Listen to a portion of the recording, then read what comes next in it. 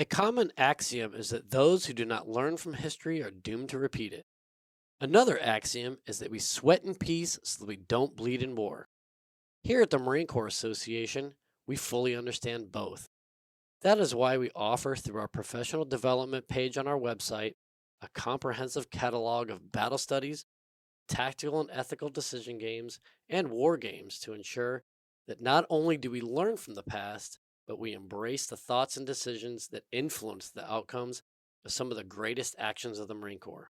We have tools and techniques that will enhance both unit training as well as enable comprehensive self study. Check out all that the Marine Corps Association has to offer on our website. Go to mca marines.org /professional development. That's mca marines.org /professional development and get your reps and sets in. Hey, Scuttlebutt listeners, thank you again for joining us. Honestly, it's said a lot, but it needs to be said continuously that we can't continue to do this without your support. So thank you so much for tuning in to another episode.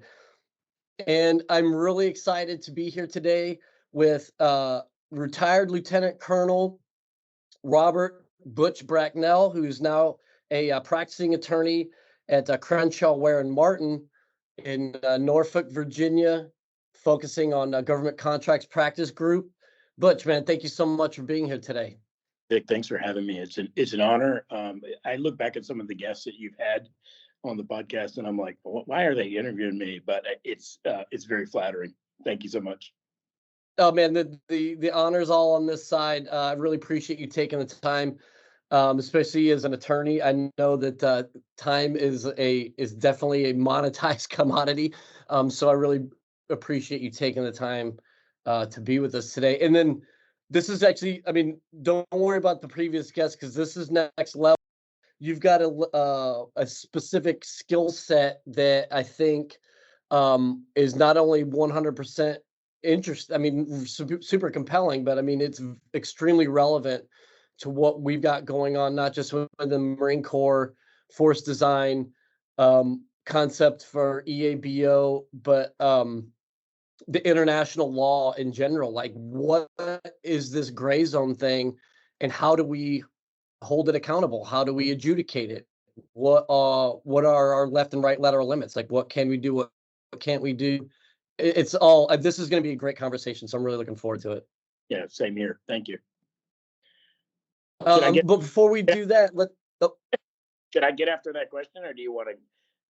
No. But we'll dive into that here in a little bit. But as we were talking in the pre-show, your background is so interesting to me. So could you talk a little bit about who you are, where you're from, what your path was like coming into the Marine Corps, and then some of the stuff you've done? Yeah.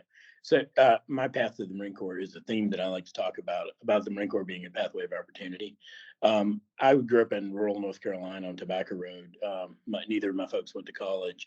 Very super blue collar, super agricultural community. You know, I worked on farms, hog farms, grain farms, and tobacco farms. I say grain farms, I mean, cutting silage and the farms, doing all the ancillary stuff. My dad and I erected grain bins, which are these metal storage facilities for grain. Mm-hmm.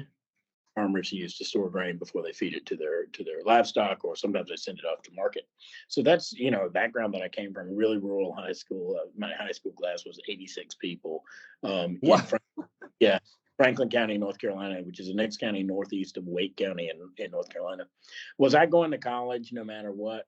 Yeah, probably. My folks had done a good job of putting together savings and so forth. So I was probably going to college, but getting awarded an ROTC scholarship made it a no-brainer. It made it easy. It reduced any obstacles. I didn't have to worry really about funding after that because the Department of the Navy took care of it. So I went to it was a pathway for me, as the Marine Corps is a pathway for many people to gain educations and to return it for in exchange for service. I didn't know much about it. I was looking at the ROTC scholarship as financial aid. I wasn't committed to a career in the military. And then when I got into ROTC, I got around some of the older guys and ladies officer candidates, and I started to figure out, they were officer candidates. They didn't know very much about the Marine Corps either, but they had, at least if they had gone to OCS, and we had Marine instructors there, and you started to get familiar with the ethos, you started to get familiar with the Marine Corps values and its history and so forth. And I said, yeah, that's the way I want to go. That's a place to belong. That's a place to plug in. That's the kind of thing that I want to do. So I did, and I was an armor officer. I got designated as an armor officer out of the basic school. I was in second tanks for 4 years. At the end of 4 years, I started to look around and say, honestly, the year that I was getting out, the FBI was on a hiring freeze. It was 1996. But for that, I would probably have gone to be an FBI agent. They were on a hiring freeze, and I started looking around for something to do. And I said, well, what am I going to do? Am I going to stick around the Marine Corps? Am I going to wait out this hiring freeze? So I took orders to Quantico, and then I got short toured out of there because I was selected for the funded law education program. And so I went to law school at the University of Maryland, just sort of gravitated up the coast. My grades weren't good enough, and my LSAT wasn't good enough to get into Virginia. So I picked the next state up, and I went to the University of Maryland. That's true. I mean, it's true. So I went to Maryland, and that's where things clicked for me. What I had learned in the Marine Corps about focus and hard work. I was the first guy on campus every day, all the time. I'd show up, and they were just opening the doors at like 7:30 in the morning, and I'd look around. I go, "Where's everybody?" And they go, "Well, they're students. They don't show up until 9 or 10." And I go, "Well, this is my job, so I'm going to be here at 7:30."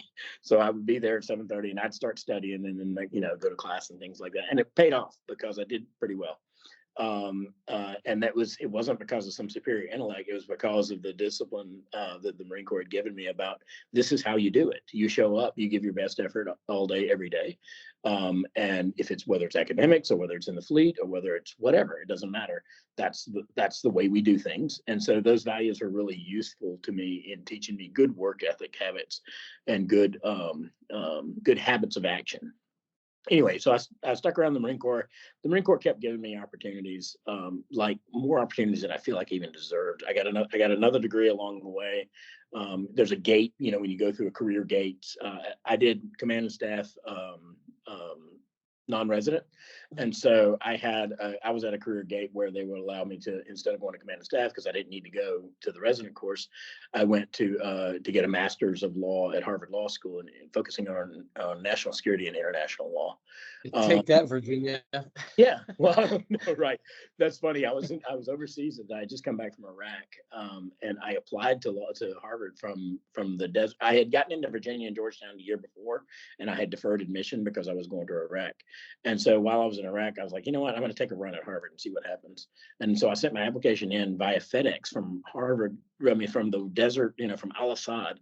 It got on a FedEx, and it made it from Al Assad via FedEx through Charles de Gaulle to Logan to Cambridge in 4 days. Unbelievable. The Wow. Marine Corps, yeah, the Marine Corps could take a page in terms of just-in-time logistics from FedEx. They did. I couldn't believe it. Honestly, you could track it online. They can't move troops that quickly. It was unbelievable. So it went in, maybe some sand fell out of the application when they opened it or whatever, and they granted me admission. So that was kind of a cool thing. I got to spend a year in Boston. I'd always wanted to, I'm a lifelong Red Sox fan. So for me, I was like, it's now or never. So I did that. It was really cool. And moved from there back down to the East Coast. My duty after that was at MAR4Com. Interesting segue. As soon as I got done with my, this is that classic Marine Corps. You go and you get a high-speed master in law degree in international law, and I'm telling my monitor, hey, I want to go to CENTCOM. Of course I want to go to CENTCOM. We're in the middle of the war. I've got this new skill.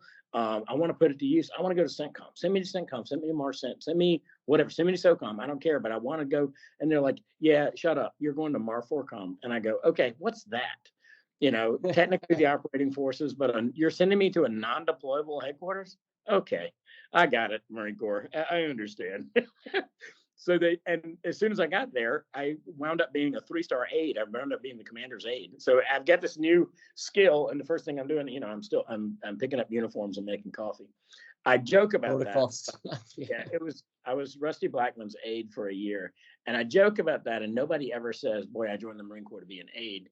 And I will tell you, I learned more in that year, not about my MOS. I didn't learn anything about my MOS in that year, but I learned more in that year than than in any other year in the Marine Corps. That's the truth about how the Marine Corps functions, about how we do force provision, about how we do force design. Before force design's always been a thing, right? But we used to do FIS rigs, and then we would do, and MARFORCOM was very much on the leading edge of doing FIS rigs, and just learning how the forces get redefined over time based on the demand signal. We were in the MARFORCOM was very involved in the growth to 202K during the height of the Iraq War.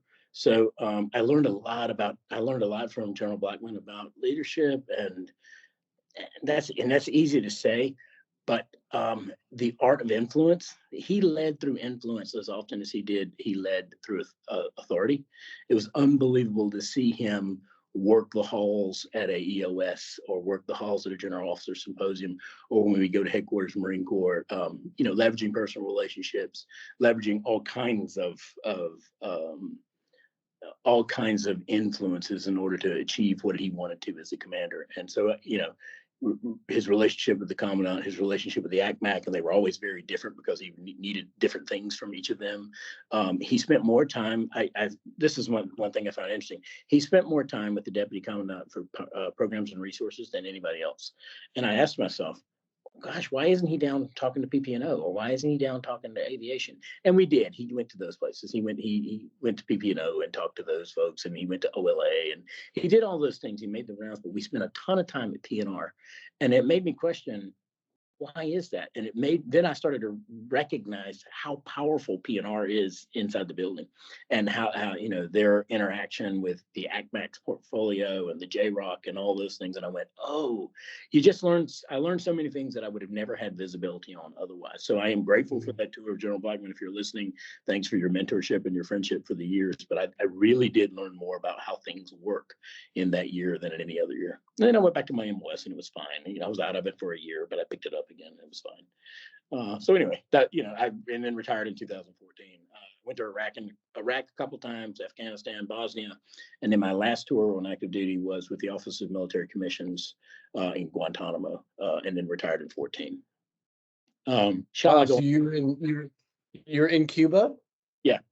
Back and forth. I had gone to Cuba as a tanker many years before. I had led a provisional rifle platoon, augmenting the Ground Defense Security Force in 1994 during the migrant crisis, when we had the maximum number of migrants there. I think we had like 60,000 Haitians and about 50,000 Cubans at one time.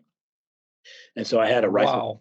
Yeah, I had a rifle platoon there, helping augment Rifle Security Company Windward in 1994, and then I went back again as a J3 staff officer, basically a watch officer, a J3 Zulu or something like that, for another months in 1995 and 1996. So I was familiar with Guantanamo. I'd been there. By that time, I'd spent 10 months down there.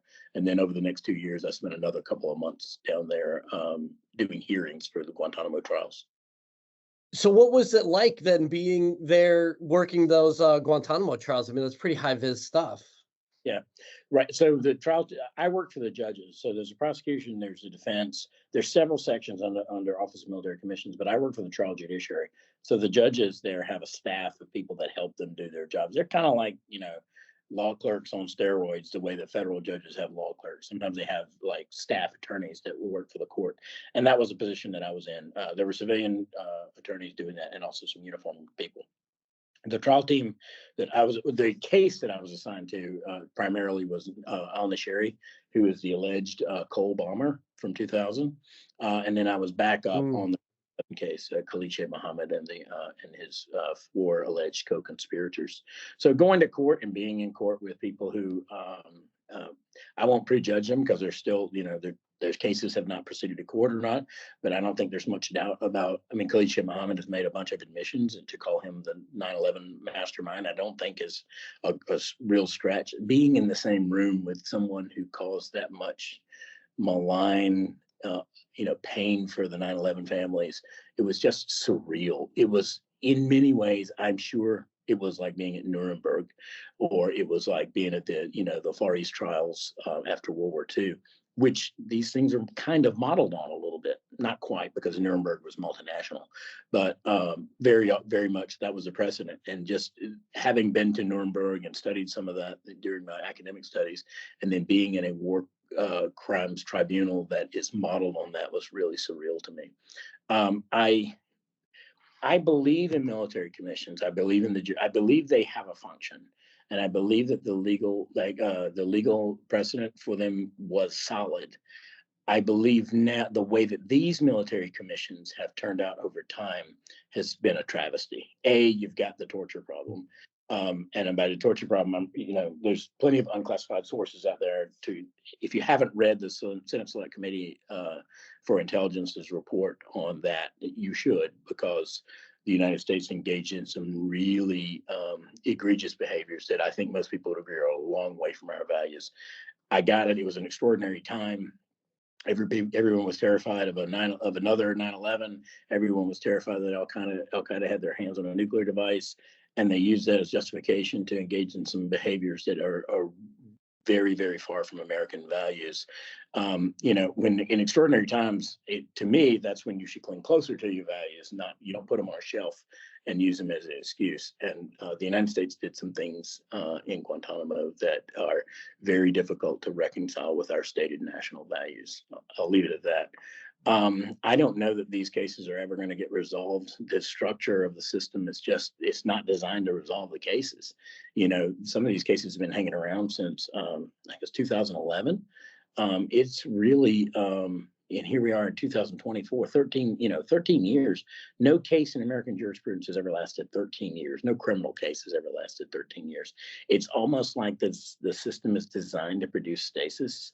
And in the back of my mind, I believe that it's possible the U.S. government policy is to wait these guys out until they die, and they never have to confront whether they can use this evidence in court or not. They never have to confront a lot of issues. It's designed to produce delay, and that's problematic for, right?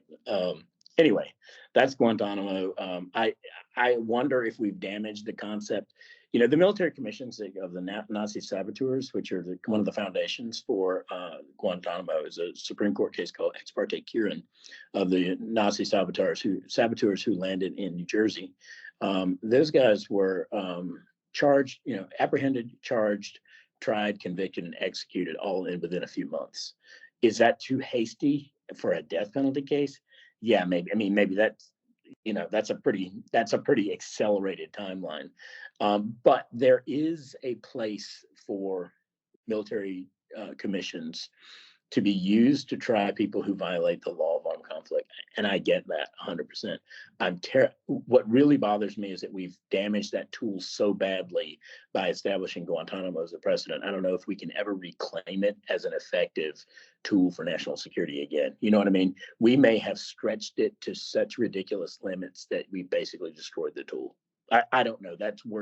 We will be thinking about that for the next 20, 30, 40, or 50 years. Yeah, well, let's dive into that a little bit. Same, having had multiple deployments under my belt, there was sort of enforcement of the rule of law at the tactical level. And then when I was in Afghanistan, I was with the RCT. I was really good friends with the judge and get to see how he would interrogate and prosecute targets and the whole process. I mean, there's so many times where it was like, just shoot the bastard already. But then, you can't. I mean, what we did was the right thing to do. And sometimes that meant that people were getting away because we had to enforce the law of armed conflict, because and this is ruled according to Vic, but the enforcement of that, the strict adherence to that was a weapon. It was an IO weapon. It was a messaging weapon. And it kept the Marines around us in a position where you were mentally and spiritually, you maintain that moral high ground, so that even if maybe it was seen as a loss at the time, you were winning the overall war. And it turned a lot of people. I remember rolling up folks when I was in Iraq, and the fact that we did give them the food, we did provide them shelter, because there was always the threat that was like, all right, dude, you can cooperate with us or we can turn you over to the Iraqis. And I mean, that was within the law, because we weren't doing anything wrong, but it's their country. So you could either cooperate with us at the time, or we're going to turn you over to the military that is running the show right now. And just, so many times we were able to get much more cooperation when they realized, like, oh, that's a thing that's on the table. Because obviously the Iraqis, you know, weren't they didn't have the same set of rules and laws. They weren't governed in the same way as we were. Um, and so it was a very clear delineation between the type of treatment that you were going to receive. And so I guess a really long way of going to your point about Guantanamo was like, and I think very profound in what you said as far as, have we lost it? And when things do hit the fan, we need to hold closer to these values because of the fact that we lost that IO campaign by authorizing these, enhanced interrogation techniques. Having gone through SEER school myself, I know that that's the least valuable form of information you can get anyways. Uh, um, anyway, I don't know. I'm sort of rambling at this point, but I think I did want to sort of share your perspective because I think it's valuable. Yeah, the low quality of the information isn't just an assumption that's been empirically proven over time, right? I mean, we know that to be true, that you get lower quality information under duress rather than through well-developed interrogation techniques that maximize manipulation, they maximize perceptions of friendship, the use of favors, all those things, rather than actual physical coercion. This is not guesswork. It's empirically proven. We know this over time. I'll tell you that my follow-up on that is a couple-fold. Turning from Guantanamo, but looking at what's going on in Israel right now. I will tell you that over time, Israel has had a reputation for taking the law of armed conflict and international humanitarian law seriously. In theory, theoretically, there's lots of Israeli scholars who are really, really well regarded in this area, and lots of practitioners who, in the military, in the IDF, who take these obligations very seriously. I think it's a serious social obligation. And then you see what's going on right now with Israel's conduct in Gaza. We're going to be studying this for a long time, and I'm not here to just bag on the Israelis, but you got it. I mean, they sure do look like they are absolutely just kicking it into stand strategically from the way that they're using force, sometimes with the perception of indiscrimination. I think that they are going to they're going to reap some really negative strategic consequences long term from. It doesn't matter whether they're legally justified. Here's the point I'm making. Legal justification is a very permissive standard. The Geneva Conventions allow armed forces to do a lot of things that may be legally permissible, but are still strategically hamstringing, right? I think that, so in the past 20 or 30 years, I guess, but certainly in the last 10, you've seen the evolution of protection of civilians doctrine, both in our NATO allies, in NATO itself, and in the United States, as the beginning of a recognition of the overlap between law and policy, and a recognition of developing a doctrine that acknowledges that the law of armed conflict is a useful guidepost, but it doesn't mean that when something is legal, then it's automatically on the table, on the menu of options. There are many. You can lose a lot of strategic momentum doing things that are completely lawful. So we may find out that a lot of the uses of forces that the Israelis have over time, if we can ever figure out how to get objective third-party investigations that we can trust, which is a separate problem, a very intractable problem. But if you take an individual engagement that the IDF is engaged in, they may have met the letter of the law in terms of proportionality and military necessity and all of the discrimination of their targets and acceptable collateral damage relative to the military advantage being gained and so forth. But all that may be, you check, strategic loss. You know what I mean? Even though you've hit all the wickets, that's a floor. That's not the end of the analysis. And I have heard over time a lot of people go, well, it's legal, let's get after it. I think that it's legal is just the first inquiry you ought to be making. You know what I mean? whether to use force or not still has to go up against a bunch of other considerations about whether it fits your strategic messaging, whether it's actually, sometimes you don't kill the person that you could kill because you want him alive, because you learn from him by observing him over time, right? There's people that you could justify killing, but they're much more useful to you by watching them and figuring out what their patterns are and who they're talking to over time and where they're going. And if are they showing up at weapons caches? Are they showing up with other strategic actors? I'm not prepared to say that Israel has forfeited their strategic position. What I am saying is it's a vulnerability. The way that they're conducting operations in Gaza right now presents some strategic vulnerability. They are generating perceptions that are bouncing around the world that they are not taking due regard. Let's get it straight. I mean, the military wing of Hamas, what the Israelis suffered last year in October was their version of 9/11, right? So if we look at the way that Americans reacted to 9/11 and some of the things that we did in the wake of 9/11 out of fear, out of anger, policy made out of anger is just not all that great, but you can understand it. Our civilian leaders and military, they're human too. So that's where they probably are, and they're more vulnerable. The United States, sometimes we forget. We're buffered on both sides by at least 3,000 miles of ocean in each direction. And to the west, it's way more than 3,000 miles. We have an ally to the north that speaks the same language to us, and an ally to the south to whom we have, sometimes ally, usually ally in Mexico, with whom we have a super robust trading position, right?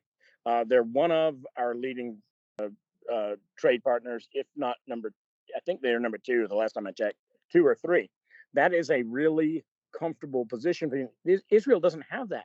They look to their north and they got Hezbollah that's bedded down in Lebanon. They look to the northeast and they've got Syria.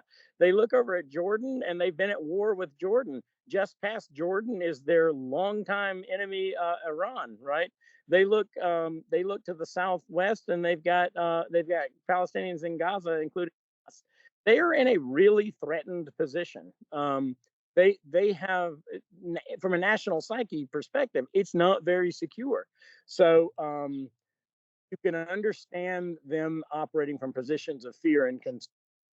When you have one of the leading political slogans is from the river to the sea. We all know what that means, right? They want to push them into the ocean and get rid of them and reclaim Palestine. Hamas is awful. There's no question about it. And they are operating among a lot of innocent people. Have the innocent people in Gaza given Hamas shelter, their military wing, over time? Well, they keep voting for the political wing, and they know that they're inextricably linked. But still, in terms of strategy and policy and the application of the law of armed conflict, there's still a lot of protected people there. And Israel is generating a perception among lots and lots of people that they are being deliberately incautious or at best indifferent. I don't believe they're being indifferent. I do believe that they're not carefully considering. I don't know if the armed forces is as disciplined as maybe we believed, or maybe I believe they were before. I believe them to be a pretty disciplined force that followed the law of armed conflict. I have seen some evidence since then that there's been a little bit of a lack of control of some units at the tactical level, and commanders that are willing to underwrite risks that have strategic effects without really an appreciation for the strategic effects that they're generating. And maybe that runs into the proportionality piece that we were talking about earlier. Does that make sense? No, absolutely. And I definitely want to touch on proportionality because I think it's, even for folks in the field, at the tip of the spear, it's not as, and you had mentioned sort of Geneva Convention and the law of armed conflict, there is somewhat of a bell curve, if you will. So it makes it really difficult, and rightfully so. We're not is easily solved, right? I mean, we're talking about you're in the most chaotic situation you could be in as a human. So, but what is proportionality? Like, let's talk proportionality. I know sort of the common idea is that if you shoot at me with the small arms, I can return fire with small arms. Yeah, it's not that, right? That is the Right. common perception, right? That's not what it means. It doesn't mean that you have to use force against an adversary. That's the minimum to generate effects. It's um, it's that you have to use force under the law of armed conflict, and whether it's law driven or policy driven, it's a reasonable level of force. It's not that you're trying to positively trying to positively comply with the concept of proportionality. It's rather you're trying to not violate the negative. Do you know what I mean? That there's such Hmm. a thing. You define proportionality basically by what is disproportionate and avoiding that which is disproportionate. And the other part of proportionality is it bleeds over with the other concepts very that overlaps a lot. So you cannot, very often, you can't separate proportionality from military necessity, for example. So, for example, there's a really, really important military target. Let's say it's the chief of intel for the entire Hamas military force, right? That's a super important target. And if you can kill that target, if you have a lawful basis to kill that target, let's assume that you do, that is a really, really important target. You can then the, you can tolerate more risk in terms of proportionality because of the importance of the target. So if a target is a really low end target, then your proportionality analysis shrinks with it as well. And even your military necessity is not quite an on off switch. It's not exactly binary, but it's kind of binary.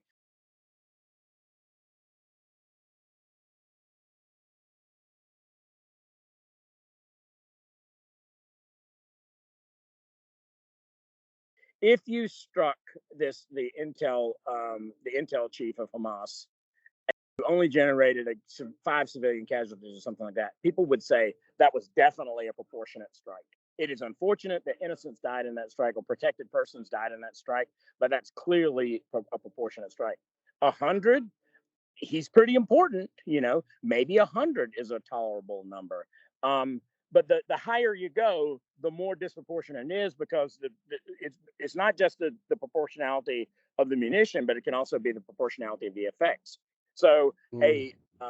a 500-pound JDAM on a reinforced bunker may be completely proportionate, but against an adobe building that is not even seismic rated to withstand a very small earthquake, when you're going to drop the building with almost any munition that you put on it, the same munition could be easily disproportionate in that concept. So it's not an Mm. on which we can't bend it as neatly as everyone. It requires a holistic analysis of all the factors at once in order to figure out. You can't isolate proportionality without considering all the other factors, right?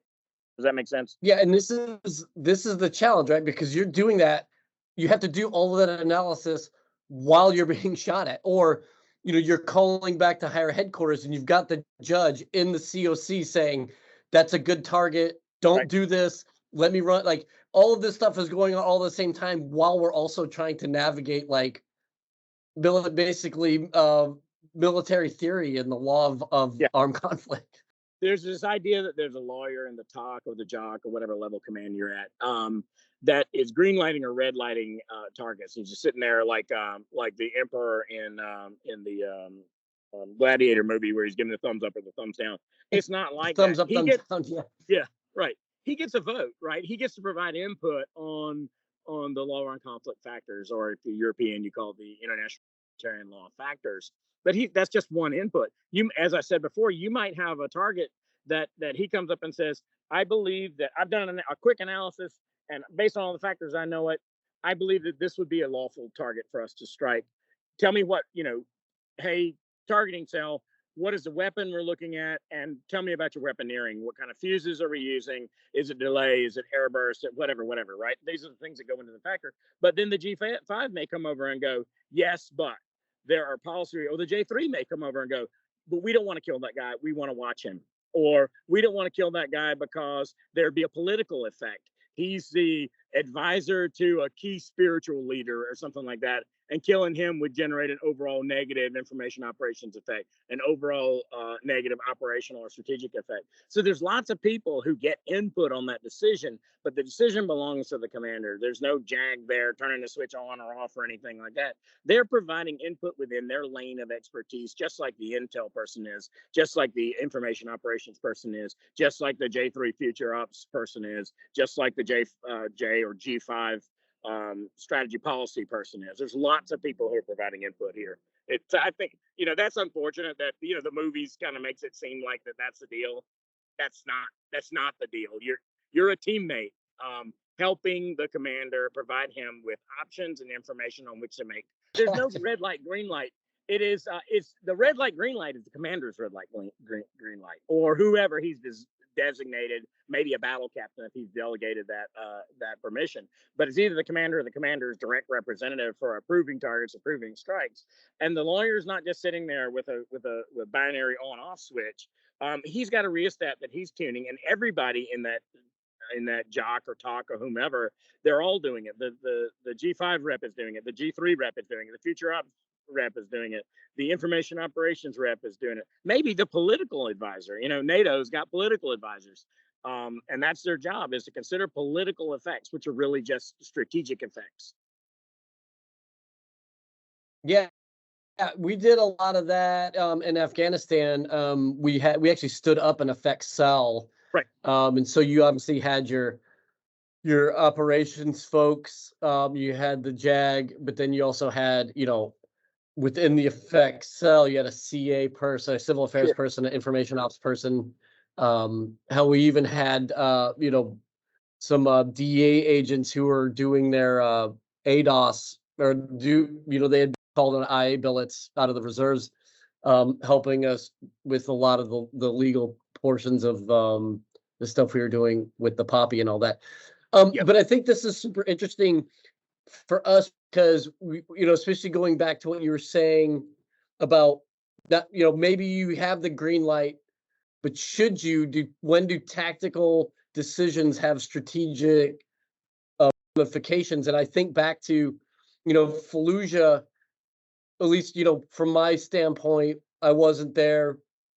But having, obviously keeping a close eye on everything, it seemed like all the steps that were taken within the rule of law were almost picture perfect. I mean, almost a case study on how you do something like that. But yet you get one 20-second video of 50 cal rounds hitting a parapet on a mosque, and then you wonder, was that the right call? And then you find out, well, there was a sniper hiding, they were taking guys out. This was the only call to make.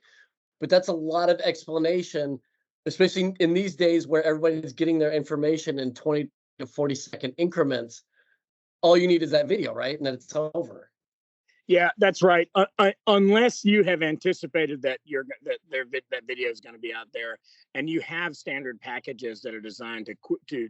I think that sometimes we get behind the cycle in terms of getting our message out, and I think we've seen that with the Israelis several times, where the counter narrative, the narrative that's bad for the Israelis, has made it all the way around the world twice before you even hear from the Israelis on anything. If the commander of the IDF called me up and said, "Hey, Butch, we want to pay you a handsome salary to come over here and consult with us," one of the things I would do is I would develop a bunch of really quick information response packages, and they'd be templates, fill in the blanks. What are the 20 situations we're most likely to see? All right, let's build out templates for those right now and be able to go live with them quickly. When something goes south that looks like that we're going to be on the wrong end of some really bad messaging, that we are able to fill in the blanks, that we're able to quickly do a quick investigation and analysis, and put it out in information and compete with the adversary. And the adversary isn't always the person that you're fighting against. Sometimes it's other states or non-state actors who want to constrain your activity through political action or through media action.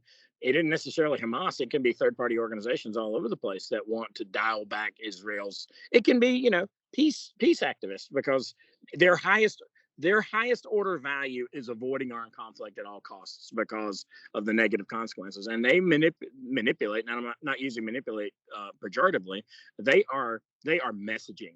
And if you don't have a message out there that's able to meet their message about the lawfulness and about the wisdom and about the necessity of your actions, you're behind the eight ball. That other narrative has already taken hold, and now it's become like instead of a shaky edifice, it's become a brick house. And now your job is to take down the brick house rather than competing with just a competing narrative, right? You know what I'm saying?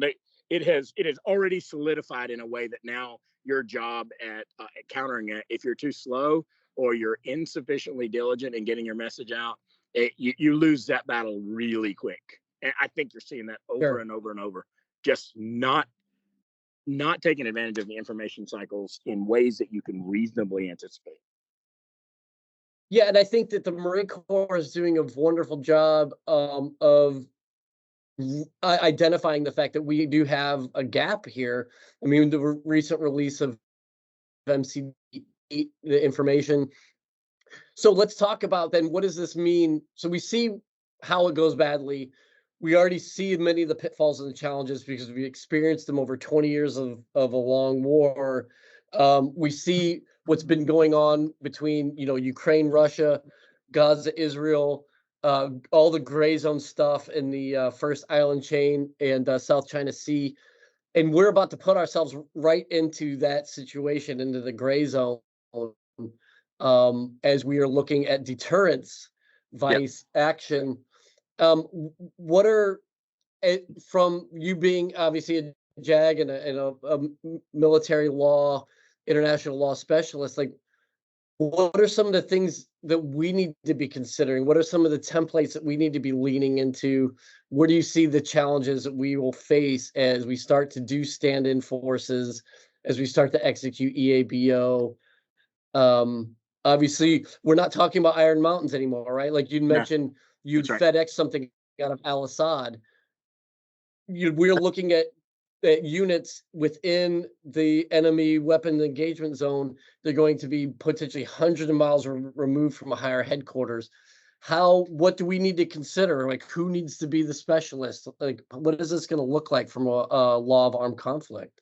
That's a super great question. That, I wouldn't say it keeps me awake at night, but it does. I have been thinking about that.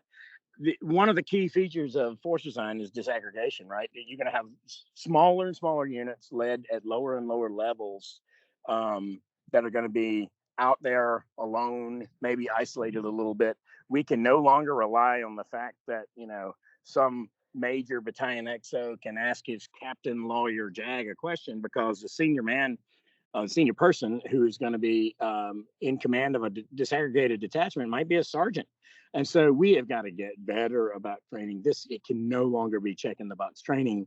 It can no longer be, okay, this is your international your law of armed conflict lecture, and everybody falls asleep and you go through it and you check off some slides and you give the standard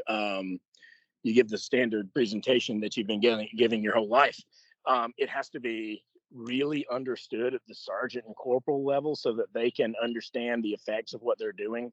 It's no longer good enough to say, well, this was legal, so that's the end of the analysis. You know what I mean? Right. And that determination about, even though it may be totally legal, it may still have a terrible strategic consequence. That needs to be appreciated at the sergeant and corporal level. And they can do that. We've shown over and over and over again. But we're going to need to train them at greater levels of specificity and granularity down to the squad level. Whereas before, law of armed conflict, you train a company together, or maybe you train the whole battalion together, and there's an A gunner and a fire team. He's like, that's not my problem. I'm just going to do what corporal tells me to do. Corporal's like, well, that's not my problem because I'm just going to do what staff sergeant tells me to do. That is no longer probably going to be an option in the way that we're going to design forces and the way we're going to distribute them in the future. These are complex determinations are going to have to be made at much lower levels than ever before.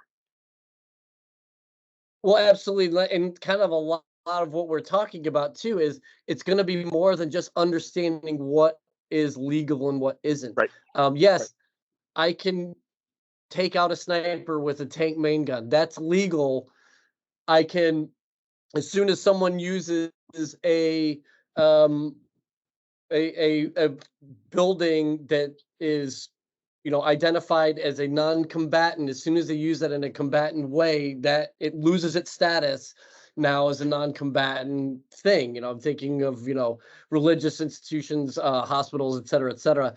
And we on our end can always say, like, well, it's their fault. They're the ones who are actually breaking the law, not us.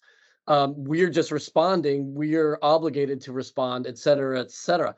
The problem with that is, at this, like you said, at the sergeant level, even if we train them in that specificity, we then also have to train them in the information portion of that, because it doesn't matter what we know, it's what you can show, right? Right, right. And then if we're going to trust, we're going to train them at that level and trust them at that level, we're also going to have to be willing to defer to their judgment, and that they're going to get it wrong from time to time. And that doesn't necessarily equal criminality. On the other hand, we also may need to change the default from if you can kill it, if it's legal to kill it, you should. Because, you know what I mean? I mean, that is a cultural mentality inside the Marine Corps. You'll hear people saying the Marine Corps only exists to kill people and break things. And my answer to that has always been no, that's not right. That is a portion of the mission set. That is one that we have to be really, really good at when it is appropriate to kill people and break things. Sometimes there's other missions that you take where that's actually super counterproductive. So let's not culturally default to maximum use of violence all the time, but rather apply violence when violence needs to be applied against certain targets, and don't apply violence against other targets where you're destroying the operational effect overall, which then destroys the strategic effect. If we're going to trust sergeants, we're going to train them to this and say, we are going to trust you because you're going to be out there disaggregated. You're going to be 100, 150 miles from your company command post. You're going to be out there. We're going to have to trust you to make these calls. And we're going to have to be willing to ride the razor's edge about standing up for these guys when they make a mistake that isn't criminal. You know what I mean? I mean, in my view, tide very often does go to the runner, and we are as deferential to our folks, in my experience, as we possibly can be. When you've seen an investigation that results in criminal charges, generally it's been pretty bad behavior. I mean, you only have to scratch away the surface of what went on in Haditha. I know that we did not really acquit ourselves with valor in the accountability arena after Haditha for various reasons, but that are beyond the scope of this podcast. I'd be happy to lay that low some other time, but there was criminality there. There was and that was Haditha was a righteous case, but lots of other instances where Marines have applied violence, and not just Marines, but all services have applied violence in a way that it turns out that it wasn't necessary, or it was a mistake, it was a misidentification. Did you exercise reasonable due diligence in following the rules and considering the strategic effects? If yes, then we need to figure out how to deal with that in an information age where images create the presumption of criminality, images create the presumption of acting in bad faith. Look at Israel right now. We can't even tell if they're acting in good faith right now because the images are so bad. It sure looks like they're being unjustifiably incautious. I'm not saying that about Israel. I'm saying that is the effect that is the impression that they're leaving with a lot of people. And you can see the political momentum building against Israel almost every day. Yeah, well, so what does that mean then? Do we need to embed a effects cell, if you will, at the squad level at all of these places? Because much in the way of what you're saying is, like, our enemies know our left and right letter limits as well as we do. They know that we will vehemently, to the best of our ability, adhere to the rule of law and the law of armed conflict, and they're going to use that against us. Yep. What do we? Is this really a training thing for the individual Marine, or do we need to have specialists within these forward units? Yeah, and can you afford that? And what is the footprint and so forth? Yeah, Effects cell? I don't know. Effects function, yeah, maybe. And what we may have to do is insist that Marine sergeant squad leaders become more than just infantry experts, but that they're going to have to think wider and broader and deeper about what it is a unit is actually trying to accomplish. I'm not suggesting that they haven't historically. I'm saying it's more complex than ever. And so we have to match that complexity with complexity of planning, complexity of training, and complexity of action. So it's hard. It is a wicked problem. What you were touching on here is what some experts have called lawfare. My friend, I hope we're friends. I think we're friends. Major General Charlie Dunlap is a law professor down at Duke University. He runs the Center for Law, Ethics, and National Security. He runs some amazing conferences. He's a leading scholar in the area. There's some debate out there as to whether he coined the term lawfare, but let's not deal with that. He really did bring it into currency, and he made it popular for people to talk about.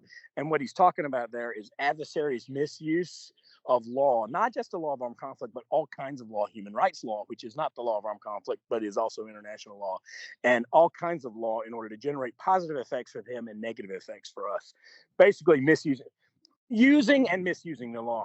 The definition is often given to me as misusing the law. I think sometimes it's also using the law within permissible limits, but still generating strategic effects. I give it a broader definition than just misusing the law. Misusing the law is certainly contained within the term. And we are seeing, I don't think that we appreciate the effects of lawfare sufficiently. I believe that historically, we, the armed forces and the national security apparatus generally, have pushed that off and said, lawfare, that's stuff for lawyers. And my counter to that is, no. There's a huge legal element to it, but that is the stuff for strategists. And if the strategists and the lawyers and the information ops folks and the intel folks aren't all working together to understand how you might have the most exquisite military capabilities and be able to drop a bomb in a garbage can, but if you're not understanding how the adversary can use and misuse law, among many other aspects of international conflict, misusing law, we're missing the boat. It is not stuff for lawyers. You can't just throw it over the fence and say, "Hey, judge, tell me what to do."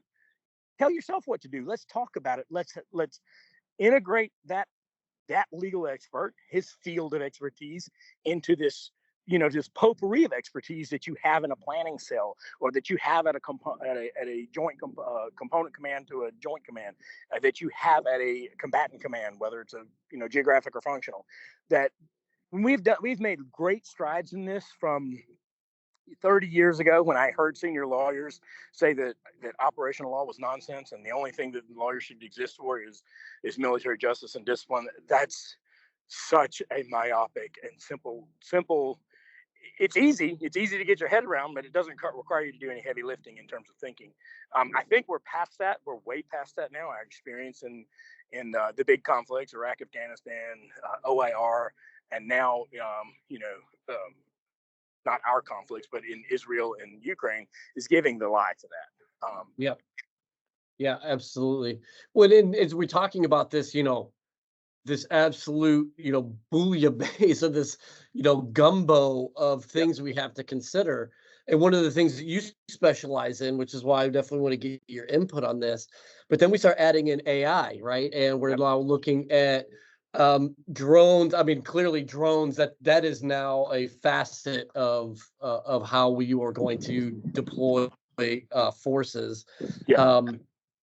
So like, what I guess what are other considerations? Another thing to think about is, as we're talking stand-in forces, one of the things we look at is logistics. The former commandant labeled logistics as the pacing function within all of this stuff. So now one of the things would be, one of the ideas is to forage, is to sort of live off the land, rather than having massive 20-ton bomb surviving, blast attenuating vehicles. You were procuring local stuff and then sort of turning that into, like, it seems like there's a lot of gray within this gray zone, right? I mean, Isn't it funny? But there's, everything old is new again, and everything, that the whole reason that the Army of Northern Virginia was in Gettysburg was they were looking for shoes.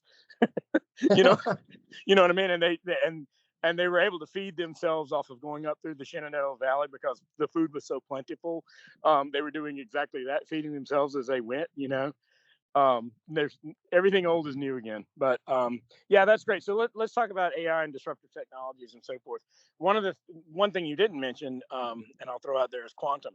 So the thing about quantum that's interesting to me as a lawyer is that every good decision gets made way faster and every bad decision gets made way faster. And so what terrifies me a little bit is that quantum and technologies like that will enable our decision cycles to move so fast that it will basically filter out human judgment at some point. That's not to say that humans won't remain in the loops, but will the choice sets be constrained because technology has nicked down the choices so much that your menu is smaller? It's like you go into a restaurant that has a gigantic 20-page menu or something like that, and and you have to make the judgment about what to eat.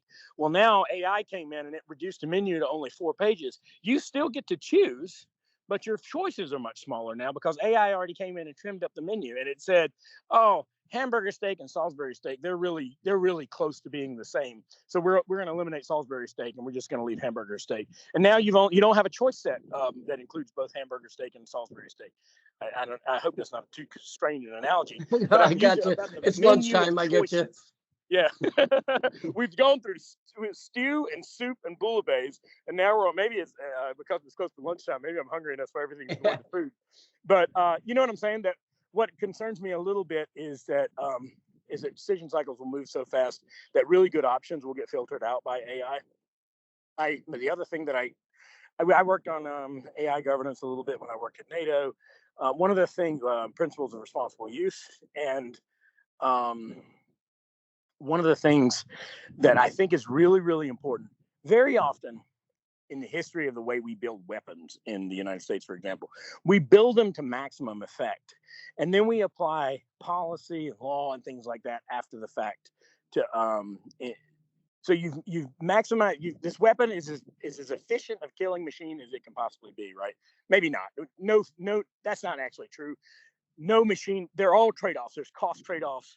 You might have an airplane it could be super lethal, but you have to trade it off because it's too heavy and therefore it doesn't have legs. And so nothing is ever as lethal as it possibly could be. But we have these really exquisite systems that represent really great operational trade-offs in terms of lethality and range and on all the factors, how much fuel they consume, how much they cost per unit, how much they cost to fix, how much the munitions cost, how can you get your hands on the munitions in order to resupply, and then we apply the how, the law of armed conflict after the fact, and then we just dial the system back a little bit in order to comply with rules. I think with AI enabled systems, you have to have an ethical / legal / policy framework built into the design from the get-go, or else you might wind up with something that's so efficient that it can't be regulated correctly. You know what I'm saying? And I'm trying to develop that idea in my head all the time. I don't think I'm the first person to have thought of it for sure. But if you're not building these with this level of disruptive technology, if you are not building those concerns in at the design level, your engineers have to be part of multidisciplinary teams early on. You can't just build it out to be the best thing that it could possibly be and then apply the standards. You need to build the thing with the standards in mind from the get-go. Yeah, whatever, I mean, whether it's a logistics robot or a drone or whatever, No, absolutely. And then this joke is a well-worn path, but I mean that what you're talking about is Skynet, man. Like this is the basis of the Terminator franchise is that they didn't do that. They made them uber efficient, right? Machine learning, sentient intelligence, without any constraints, and then right there you go. Schwarzenegger's Terminator had no conscience. What's funny is in the later movies it did develop a conscience, which is kind of interesting, but it wasn't a conscience by design. It was a conscience because it kind of just developed one along the way. but it it was not a conscience by design. And in the first movie, it had no conscience whatsoever. It only had one mission, and that was to find the targets that it was supposed to kill and kill them with maximum efficiency. If you don't build in ethics and law and constraints about how you want a system to behave from the get-go, maybe they should have built a conscience into that Terminator from the get-go. That probably didn't fit the movie paradigm, but still, you see, that's a great analogy. It's a great example of what I'm talking about. Yeah, because we're at that crossroads now.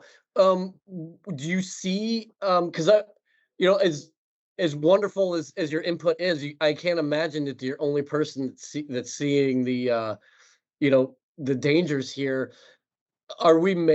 Is there a concerted effort to um, put in this ability so that our own creations don't outpace the need for us to have input in them? I don't know the answer to that question. If yes, I Okay. don't know how effective they are. I have friends that work in defense industry, and I have every confidence that they are considering the ethical ramifications of some of the capabilities that they build. But at the end of the day, is it sufficiently integrated? I don't know. How do you even measure that? I don't know the answer to that question. I sure hope so. I hope we're at least. I hope so. And how would that be adjudicated if you have an AI platform that does something? Who's Yeah. accountable? Right. That's a great question. We're grappling with that as well. Is it the commander who employs the platform, but the platform's been engineered to apply its own judgment and doesn't necessarily follow the commander's intent because it's not as efficient of an outcome as the machine can or the capability can generate for itself? I don't know. How far back do you go? Do you go to the programmers? Well, you built the thing and it did this thing. There's a lot of analogies for that in terms of self-driving cars and things like that. Who's going to be liable for self-driving cars when they mow somebody down in a crosswalk? What person is going to? Is there a negligent homicide? So we can stipulate the civil Yeah, liability. It might be Tesla. It might be some subcontractor that designed the logic the logic unit that went into the self-driving Tesla. You can establish civil liability. We can move money around all the time. But what about criminal? You run somebody down. If I run somebody down in the crosswalk in my car, and I have, I could go to jail for criminal homicide because for a negligent homicide because I did not exercise the due care that a reasonable person would in the circumstance. I hit the person and the person died. Okay, in a self-driving car, how does that work? You're right. yeah. How far back up the chain does it go? Does it go all the way back to the CEO of the company? Is he responsible every time a Tesla mows down somebody in the crosswalk? The programmer, the program manager? I don't know the answers to these questions. We need, maybe we can prescribe those answers, but we need to start thinking about where we want that accountability chain to lie. And and there's a consequence to that, right? If it lies with programmers, we already have enough problems getting STEM workers into the workforce. Well, now you've Right. saddled them with criminal liability for some of the things that they build. Are you encouraging or discouraging them from entering that field? These are super complicated Yeah. questions. No, it's amazing. It is amazing. And I think this sort of piggybacks into one of the super fascinating facets of your life is you as a veteran Marine have a son who is a current Marine officer and will have to be facing these issues literally in his day to day potentially. Yep. Depending on how long he stays in the Corps, he could be the one facing, in charge of a lot of these sorts of things. Like, what are the types of conversations you have with him? He's in the first year of his 5-year payback. He could be seeing that stuff in year 4. He could be seeing that stuff Yeah, in year 3. He got selected for artillery this week. He's in the West, so he's headed out to Fort Sill to become an 0802, and then after that, one natural progression is maybe to become a JTAC.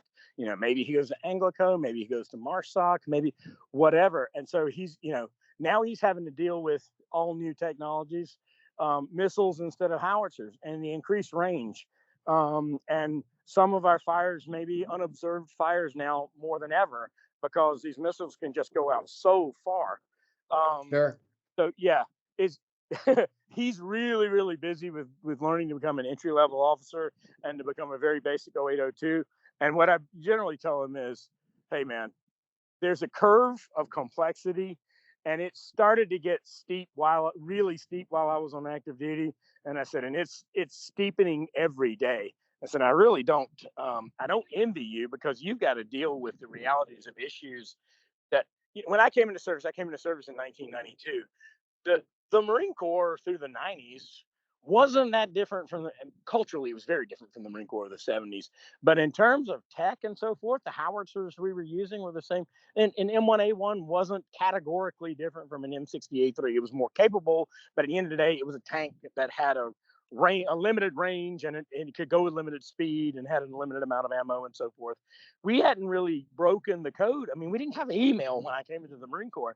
Now we've got quantum computing and space-based capabilities. The complexity curve is super steep. And I think that's new. I think it's way steeper. The Marine Corps of the 1992 was way more like Vietnam and Korea than the Marine Corps is now to when I came in. You know what I mean? That complexity curve is taken off. And I don't know what to tell them about that, other than to say, hey, son, stuff's a lot more complex than when I was there. You need to be reading. The level of things you're going to need to know as a captain are the level of things that we used to reserve to lieutenant colonels and colonels. And our lieutenant colonels and colonels need to up their game, Yeah. No, you're absolutely right. Well, Butch, man, this has been so fascinating. What do you have going on? I know you had some speaking engagements at was it UVA recently? Yeah, that was about it. Not quite a year ago. I was talking about this very thing, Okay. about how the law applies to disruptive technologies, what the law is. It was a society, kind of like a dialectic society at UVA called the Jefferson Society. Smart kids who are really interested in nuanced things. So a friend of mine introduced me to them and said, "Hey, you want to talk about this?" And I said, "Yeah, sure." That was a neat. The kids there are super curious. A couple of them were bound for the military through ROTC and so forth. Some weren't. Some were just, they were going to be art majors or something like that. But they were inquisitive kids who had big, broad minds about lots of topics. And so it was a great engagement, and I was grateful for being invited to that. Coming up, I'm doing a lecture on the legal aspects of DEI. DEI program. I'm kind of all over the place, but I do a little bit of employment law in my civil practice now, and so I'm doing it here in Norfolk at a Norfolk DEI conference about DEI is people feel all sorts of ways about DEI, but it's not. It's a fact. There are companies that have DEI programs. Governments have DEI programs, and I'm going to talk about some of the legal risks that are attendant to. I'm going to talk about the Supreme Court case with university admissions and the striking down of racial preferences and so forth. Why that doesn't apply to the academies, but it does apply to civilian institutions, and just some of the legal risks, reverse discrimination cases and so forth that might be on the horizon as people start to realize the risks that are attendant. And everything has risks. And so my job here is to identify the risks that are attached to this one and help people thinking about strategies. I'm not going to help them think about strategies. I'm going to help them think about confronting the issue and then designing strategies to deal with it over time. Oh, awesome. And you're on LinkedIn, any other socials? I used to be on Instagram, but I just don't really pay any attention to it. LinkedIn is where I live for the most part, and I try to stay current with it. For any of our listeners, the younger folks in particular, my advice on LinkedIn is this: one, it's pretty necessary. It is the gold standard for the business community. So you need to develop a presence on LinkedIn, and it needs to be cultured. It needs to be maintained. It needs to be professional. And then I try really, really hard not to engage in any kind of political discussions on LinkedIn, because the LinkedIn algorithms will feed you the stuff that it thinks you want because of the way you engage. So I've done that a couple of times, and I started feeding the outrage material. And then I realized that what the algorithm had done, and I had to retrain my own LinkedIn algorithm just to come back and bring me the stuff that I wanted. So LinkedIn, the algorithms are so fine-tuned that you have to be really disciplined about the way you use them in order for it to be a useful tool. And I found LinkedIn to be super useful to me.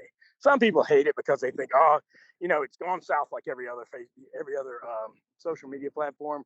And I see some of that. I just don't engage with it because it ruins the tool if you engage with that stuff. Agreed. Well, Butch, this has been so great. We'll post links to your stuff in the show description when this is released. But man, thank you so much for taking the time. I think both of us are due a lunch. At this point, we keep making Yeah, all of our analogies food based. I know. Sorry for the interruptions early. I don't know if you can hear the airplane. I'm sitting. I moved over to this coffee house to finish up, and I'm right in the flight path. I just didn't realize I'm right in the flight path for a bunch of Hawkeyes from the Naval Air Station at Norfolk. So they're coming right over me as they go into the pattern to land back over at the Naval Air Station. I didn't realize that, but you can probably hear the Hawkeyes going over. Oh man, we love the realism. We love the realism. Right. Yeah. All right, Butch, man, thank you so much again. We'll be in touch, but we'll get you back on. Maybe talk in a little more detail about some of this stuff. Awesome, brother. Thanks so much. Thanks for your patience with scheduling and with our little crazy interruption earlier. Oh, all good, all good. Thank you again for taking the time. Have a good one. My pleasure. Cheers. The Marine Corps requires leaders of all ranks to have a deep understanding of war and the employment of force. MCDP 1 reminds Marines that the military profession is a thinking profession. Every Marine is expected to be a student of the art and science of war. It goes on to say that every Marine has an individual responsibility to study the profession of arms. Self-directed study in the art and science of war is at least equal in importance to maintaining physical condition and should receive at least equal time. The Marine Corps Association understands the critical importance of ensuring that Marines are as mentally ready for combat as they are physically ready. That is why we offer an entire page dedicated to wargaming on our website. We have recommendations for both tabletop board games as well as computer games. And for Marine Corps Association members, there is a discount code for Wargame Design Studios that you can find on the website. Wargames are a great way to immerse yourself in history and to put yourself in the shoes of the great leaders of history. Go beyond guided instruction and experience the thrill of wargaming. Check us out at mca-marines.org/decision-making-exercises/wargaming-2.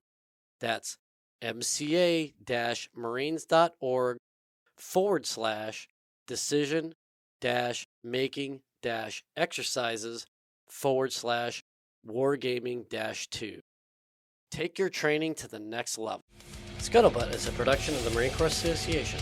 You have heard the voices or contributions from Major Vic Rubel, USMC retired, Nancy Lichman, and or William Truding, and Robert Bracknell. Ty Frazier is the editor, sound engineer, and technical producer. The Marine Corps Association is not an agency of the U.S. government.